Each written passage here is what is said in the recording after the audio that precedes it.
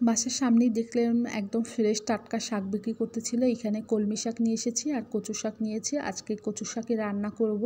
তো এটা পরিষ্কার করতে সময় লাগবে, তো এটা সাইডে দিয়ে রান্নার যেহেতু সময় হয়ে গিয়েছে, তো রান্নাগুলো বসিয়ে দিয়ে এক এক করে তার ফাঁকে ফাঁকে শাকগুলো আমি বেছে নিব। তা আসসালামু আলাইকুম, আশা করি সকলেই অনেক ভালো আছেন। নতুন একটা ভিডিওতে অনেক অনেক স্বাগতম জানাচ্ছি।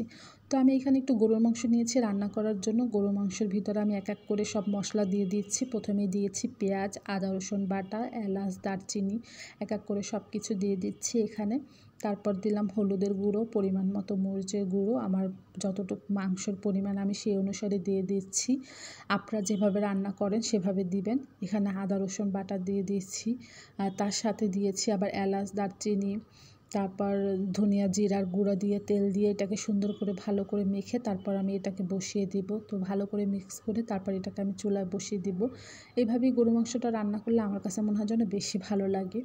তো এটাকে সুন্দর করে কড়াইতে পাতিলে দিয়ে আমি ভালো করে লাড়িয়ে চাড়িয়ে নিচ্ছি, ভালো করে মিক্স করে এটাকে ভালো করে 3-4 বার ভুনে তারপর এটাকে পরিমাণ মতো পানি দিয়ে দেব সেদ্ধ হওয়ার জন্য। তো প্রথমে পানি অল্প অল্প পানি দিয়ে এটাকে ভালো করে ভুনে নেব। ভুনে নিলে দেখা যায় মশলার আর গন্ধটা থাকবে না। তারপর 3-4 বার ভুনে তারপর এটার ভিতর পরিমাণ মতো পানি দিয়ে দিব। তা আগে ভালো মতন একটু ভুনে নেব।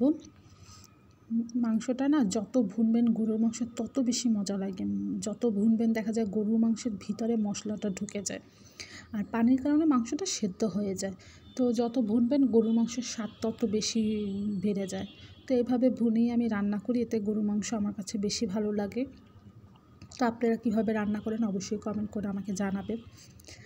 আসলে রান্না হচ্ছে এক একজন এক একভাবে করে, কিন্তু একই জিনিস দেখা যায় এক একজন এক একভাবে করে। কেউ মশলা মেখে চড়ায়, কেউ মশলা ভুনে রান্না করে, যার যেভাবে ভালো লাগে। তো এই গরু মাংসটা আমার একদম সুন্দর ভুনা হয়ে গিয়েছে। এটাকে আমি কয়েকবার ভুনেছি। মাংসের কালারটা দেখেন কতটা চেঞ্জ হয়ে গেছে, আর কালারটা কত সুন্দর এসেছে, দেখতেও অনেকটা লোভনীয় লাগছে। তো গরু মাংসটা খেতেও অনেক ভালো লেগেছিল, আর এটা একদম তাজা গোশত ছিল, বাজার থেকে আজকে কিনে এনে আজকেই রান্না করেছি, এর জন্য খেতে এটা বেশি ভালো লেগেছিল।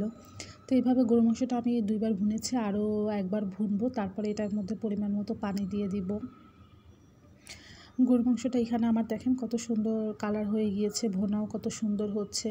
তো আমি গরুর মাংসটা ভুনা শেষ করে পানি দিয়ে দিয়েছি ওটার মধ্যে। আর এই পাশে আমি নিয়েছি একটু গুঁড়া মাছ রান্না করার জন্য। আলু টমেটো দিয়ে একটু গুঁড়া মাছ চচ্চড়ি করতে আছে এখানেও আমি পরিমাণ মতো মশলা দিয়ে দিয়েছি। মশলা বলতে এখানে পেঁয়াজ, আদা রসুন বাটা দিয়েছি, একটু মরিচের গুঁড়ো, হলুদের গুঁড়ো দিয়েছি, আর এখানে গুঁড়া মাছের সাথে আমি আলু দিয়েছি আর টমেটো দিয়েছি। এটাও সুন্দর করে মেখে তারপর বসিয়ে দিয়েছি। বসিয়ে দিয়ে এটাকে একদম ভাজা ভাজা করে রান্না করে ফেলবো। তো এই যে আজকের রান্না এই পর্যন্ত। সবাই ভালো থাকবে।